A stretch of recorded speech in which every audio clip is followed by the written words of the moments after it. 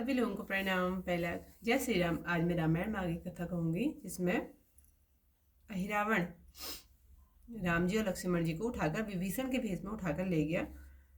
तब हनुमान जी तथा जामवंत सहित सबको बहुत भांति से दुख हुआ। हे करुण, उस रात्रि के अपार अंधकार में किसी को कुछ सूझ नहीं पड़ता। फिर हनुमान जी सबसे बोले, मन में एक विस्मय होता है। कोई व्यक्ति विभीषण के भेष में आया था। मैंने उसे प्रभु के निकट जाते देखा था। पूछने पर उसने अति सुंदर वचन कहे। मैंने राक्षस के हृदय का कपट नहीं जाना। यह वचन सुनकर विभीषण बोले, प्रभु को अहिरावण ले गया। वह नागलोक में रहता है। मेरे शरीर जैसे वेश का दूसरा कोई नहीं। वह महाबली बहुत माया जानता है। निश्चय ही उसे रावण ने भेजा था। जिसमें बल हो वह वहां जाए और उसे जीत कर दोनों भाइयों को लावे। भालूपति जामवंत बोले, हे हनुमान जी सुनो, आपके बल को समस्त जगत जानता है। हे तात, वह उपाय शीघ्र विचारो जिससे कृपा के समुद्र दोनों भाई आवें।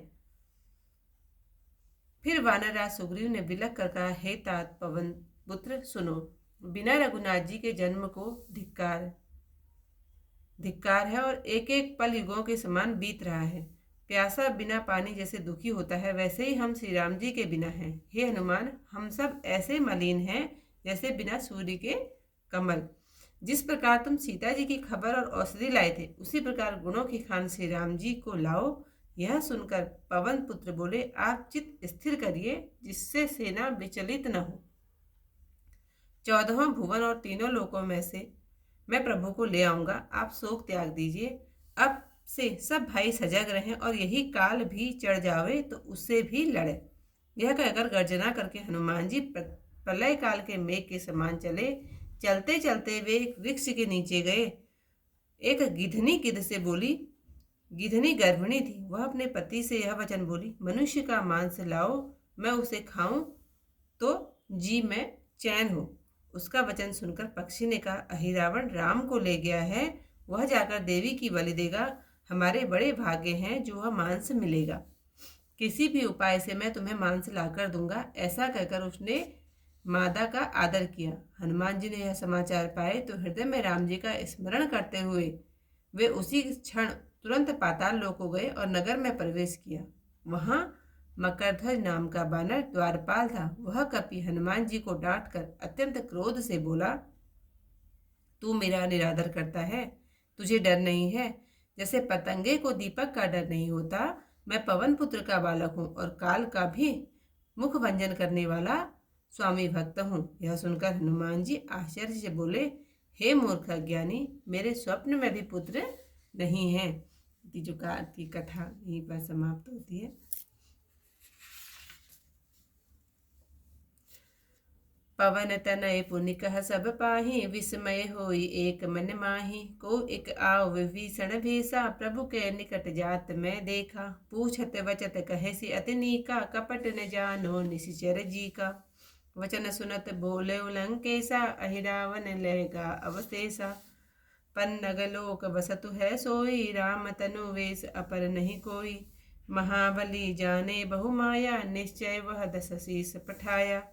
दिहि बल होई वहाँ सो जाहि, ताहि जीति आने दो भाई। कहीं भालुपति सुनु हनुमाना, तब बल तात सकल जग जाना। बेगी सुजतन विचारहु ताता, कृपा सिंधु आनहु दो भ्राता। बिलखि कहूँ कपिपति बहुरी, मारुत सुत सुनु तात। बिनु रघुपति धिक धिक जन्म, पलयुग सरिस विहाता। तिसित होय बिनु बारी दुखारी, तैसे हम सब बिना खरारी। रवि बिनु पंकज होय मलाना, जैसे हम सब हैं हनुमाना। सीता सुध जिमि औषधि आने, ते प्रकार आनहु गुण खानी। यह सुनि बहुरी पवन सुत बोला, चित करहूँ थिर सेन न डोला। भुवन चारि रस तिनहु लोका, आनहु प्रभु हित जहु तुम शोका। अवते सजग रहे सब भाई, लरहु काल सो जो चढ़ी आई। यह कही गर्जी चले हनुमाना, प्रलय काल के मेघ समाना। चले जात इक तरुवर यऊँ, गृद्धनि गृद्ध कहत अस भयऊँ। गृद्ध नारी की गर्भणी, बोली पतित सोवैन, आनहु अमिस मनुज करा। खाओ होए जिय चैन। तासु वचन सुनि खग अस कहे हूँ, अहि रावण राम ही ले गया हूँ।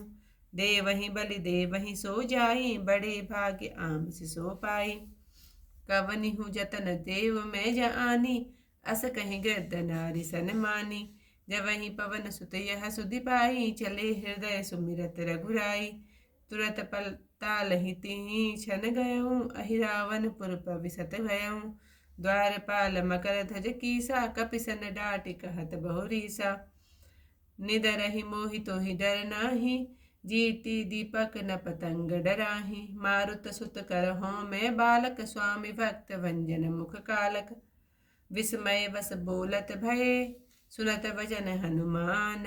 मोरे सुत सपने नहीं, अरे मूढ़ अज्ञान। सियावर रामचंद्र पद जय, शरणम शंकर हरि ओम। जय जय सिया राम, मंगल भवन अमंगल हारी।